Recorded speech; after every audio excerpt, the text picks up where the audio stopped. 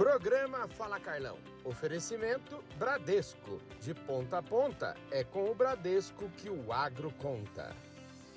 Olá pessoal, mais um Fala Carlão, direto aqui da nossa cobertura GAF 2024. Tá um espetáculo isso aqui, só tem gente da prateleira de cima. Para quem não esteve aqui te acompanhando, me fala aí qual é a sua mensagem. A gente estava agora tomando um cafezinho aqui, eu dizendo, né, que para mim é uma grande vantagem competitiva do Brasil ter tantos jovens interessados no agro. Eu tive na SPM há 2 meses atrás, lá com o Pedro Saad, fazendo um debate sobre o agro, numa escola que não tem nenhuma disciplina de agro, né? E eu perguntei para ele, ele falou: Fernando, os jovens todos aqui estão vendo que as oportunidades estão no agro. O agro representa 25%, 27% do PIB brasileiro. Ele é o fiel da balança comercial, o que torna a nossa balança comercial positiva. A OCB fez estudos que 50% do agro passa por uma cooperativa desse PIB. Então, o cooperativismo é muito relevante. E aí a gente conecta tudo isso, começa a ver as oportunidades, o interesse, a tecnologia, a profissionalização e comparamos com outros países, né? Então, lá nos Estados Unidos, por exemplo, a idade média hoje de quem toma a decisão na agricultura é 61 anos. Aqui no Brasil, mais de 40% hoje tem menos de 45 anos. Isso é um trabalho da McKinsey que eles estão atualizando agora, vão publicar essa pesquisa. Então isso é algo que deixa a gente bastante orgulhoso. Esse trabalho seu embute a questão das nossas métricas tropicais, que eu acho tão relevantes, porque a agricultura brasileira, invariavelmente até hoje, eu acho que ela sempre foi medida, avaliada pela régua da agricultura temperada. Isso vai mudar? Isso está mudando? Como é que... Isso está mudando, Carlão, à medida que a gente está avançando exatamente. A gente já faz muito bem, mas a gente não conseguia contabilizar isso para mostrar o que a gente faz. Então hoje a gente consegue conversar com o pessoal da agricultura de clima temperado, conversar com o pessoal que desenvolveu essas métricas todas, num patamar diferenciado. Porque hoje a gente tem dados, a gente tem informação, e a gente consegue falar: olha, a sua metodologia está aqui, nós estamos utilizando ela, mas nós estamos vendo que aqui a agricultura tropical é diferente, então nós estamos propondo uma mudança. Então a gente está construindo isso. Né? E é muito importante porque a gente precisa de mais informação, de mais dados. A gente precisa, para a gente poder influenciar os modelos, influenciar as métricas globais, a gente precisa de ter mais informação, e informação sempre colhida repetidamente, no longo prazo, né? Para que a gente possa, então, construir isso e começar a influenciar e falar assim: olha, ótimo, na agricultura temperada vocês já sabem calcular, vocês estão calculando, a gente entende a lógica, mas aqui a gente está trazendo qual é a diferença da agricultura tropical e como que a gente insere a agricultura tropical nessa contabilidade global. Como é que nós estamos hoje? Quais são os grandes desafios que a gente tem, que a gente já enfrentou, quais são os que a gente já pode celebrar e o que vem pela frente? Olha, nós temos hoje um momento extremamente importante para a definição de como que vai ser o setor no futuro. Estamos aí discutindo, né, com o Senado Federal o Combustível do Futuro, que é uma lei super importante, passou na Câmara com uma votação expressiva, com o nosso relator, né, o deputado Arnaldo Jardim, que fez um excelente trabalho. Está lá no Senado, a perspectiva nossa é que a gente consiga aprovar o mais rápido possível. Ali está a definição do aumento da mistura do etanol anidro até 35%, a gente está trabalhando com 30%. Também a questão do biometano, que é muito importante para nós. O combustível de aviação sustentável, SAF, né, trazendo um mandato de mistura para o SAF. Diesel verde, mistura de biodiesel, CCS, ou seja, é um projeto extremamente interessante. Here in Brazil, we are in an event, an agriculture event. Agriculture is important for your country? Oh, absolutely. Agriculture is one of our main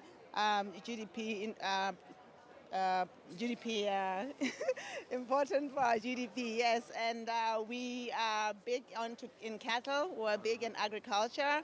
So we came to see how we can, what Brazil has to offer in that area and how we can have a collaboration, because we have very big concessions in Botswana where we would want to have investments. We have zero prohibition in terms of ownership of land. We have tax breaks. We have rebates on training. So we are trying to see how we can get Brazilians to come to Botswana, see Botswana, invest in Botswana, what we can buy from Brazil, what they can buy from us, how we can collaborate in terms of technology, etc., etc. So yes, this is what was our opportunity for us to come and explore those avenues and see that moving forward where we can collaborate as two countries that are very similar. Qual é o negócio da Hauer? A Hauer é uma estruturadora de projetos, né? Uma estruturadora de negócios, de soluções de engenharia, soluções para investidores. Entendi. E para operadores para alavancar projetos de infraestrutura. Entendi. Então, no Brasil, por exemplo, hoje a gente tem um time com 450 consultores, a gente tem projeto em 20 estados do país. A gente fez já mais de 100 bilhões de reais em projetos que nós modelamos ou que nós preparamos os estudos para que o investidor privado possa vir e tomar conta e implementar esses projetos nos diversos ramos de infraestrutura. Rodovias, infraestruturas sociais como hospitais, escolas, aeroportos, sistemas públicos de transporte. Então a gente tem um grande hall de soluções. Entendi. E muito relacionado à logística e ao agro. Que legal. Então a gente desenvolveu muitos projetos e desenvolve ainda, né, no Mato Grosso para alavancar, né, o desenvolvimento e as melhorias logísticas da região, as conexões com as ferrovias. E são soluções que a gente implementa aqui no Brasil e que são necessárias hoje na África. Com a mudança do controlador da BRF, o Molina, eu acho que vocês têm uma parceria de longa data e você está trabalhando bastante lá e já podendo apresentar resultados aí para o mercado. Eu queria falar um pouco disso, que você desse um pouco desse panorama de tudo que está acontecendo por lá. Sim, a BRF, desde que a Marfrig entrou na companhia, primeiro como acionista em 2021, e posteriormente quando o senhor Marcos Molina assume a presidência do Conselho em abril de 2022, ele traça um rumo estratégico para a companhia. Esse rumo estratégico corresponde a nós executivos colocar em prática, é o que nós viemos fazendo, e os resultados até o momento são muito bons, né? A empresa cresceu, a empresa conquistou novos mercados, as ações valorizaram, ou seja, as coisas estão andando bastante bem. Nesse plano estratégico, detalhar um pouquinho qual que é o foco da companhia nesse momento. A BRF lançou um programa de eficiência operacional, nós denominamos BRF+. Esse programa de eficiência operacional toca todos os aspectos da companhia, começa no campo, vai para a indústria, na área comercial, clientes, exportação, execução em todos os mercados, conquista de novos mercados. Isso vem funcionando muito bem, todos os setores vêm entregando. Um deles, né, que nós temos aqui o programa DV, a ponta final, aqui marketing, nossas marcas Bassi, no caso da Marfrig, e Montana, e no caso da BRF, a Sadia e Perdigão, né, participando desse evento muito expressivo que nós estamos tendo a oportunidade de estar aqui falando sobre ele e nele. Que evento bonito, é bom ver o agronegócio no meio da cidade, no meio de São Paulo. Você que nasceu aqui perto. Eu sou daqui do bairro, né, das Perdizes, aqui do lado do Parque Antártica, do antigo Parque Antártica, aqui, Allianz agora.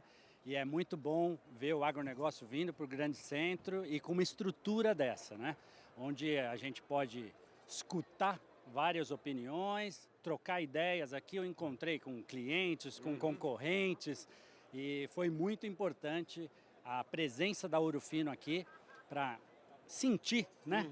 Sentir. Eu costumo dizer que a gente precisa estar perto do agricultor. Você sabe que aqui, mais do que sentir, a gente sente e dá para parpar um pouco. Isso, então. A gente precisa estar perto do agricultor, perto do mercado, para entender que direção está indo e a gente tomar as atitudes, né? A Ouro Fino é uma empresa que sempre quer sair na frente, então a gente tomar as atitudes para poder trabalhar bem nesse mercadão que nós temos, que é de grande oportunidade. O que você está achando aqui desse evento diferente? Estou achando muito bacana. Tem a parte internacional, né? O pessoal que veio de fora, as palestras políticas, as palestras técnicas. O evento está bem completo. Achei muito bacana. Maravilha. E ele deu uma palhinha aqui, também veio falar. E o tema que ele veio construir aqui para nós é um tema extremamente relevante, que é a história de como as fazendas integram as cadeias produtivas, integram os seus negócios.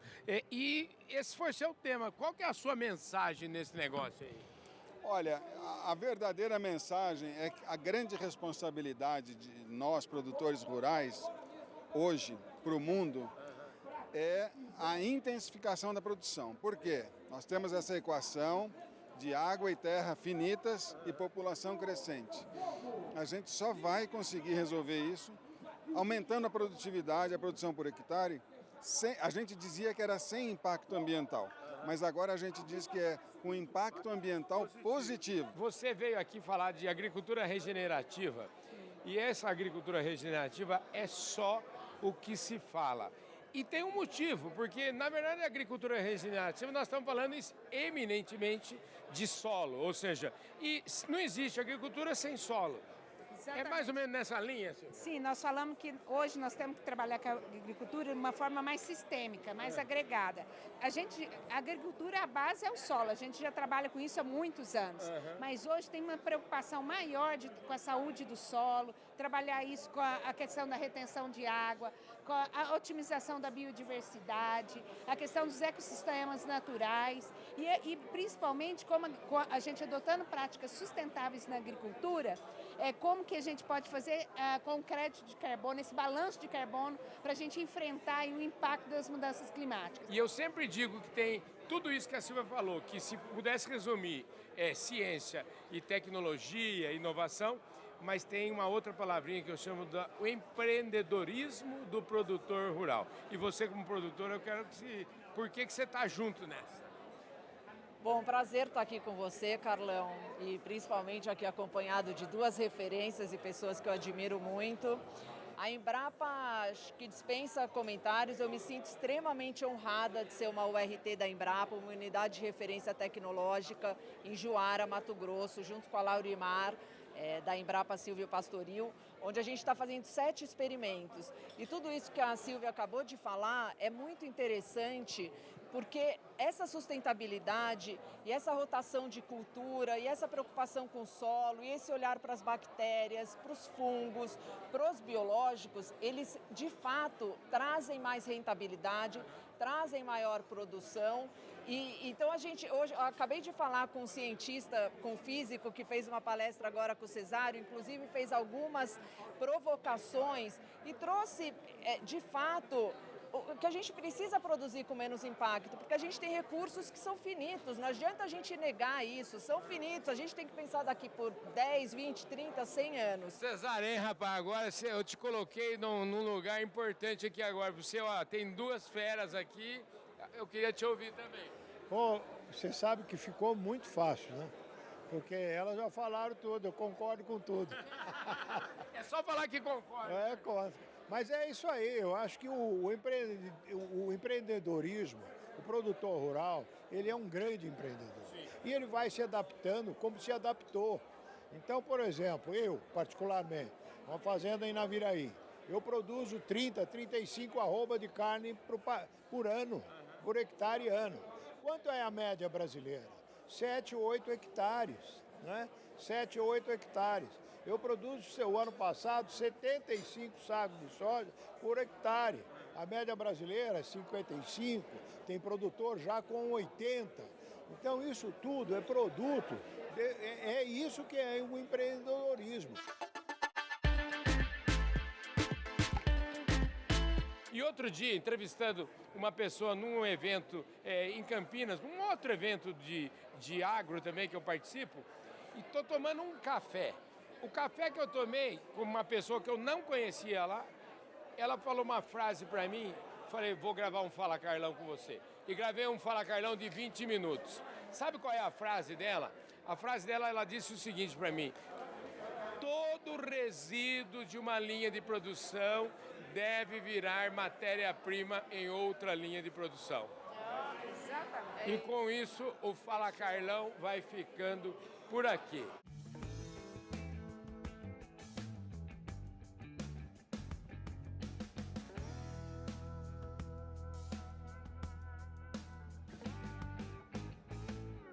Programa Fala Carlão. Oferecimento Bradesco. De ponta a ponta, é com o Bradesco que o agro conta.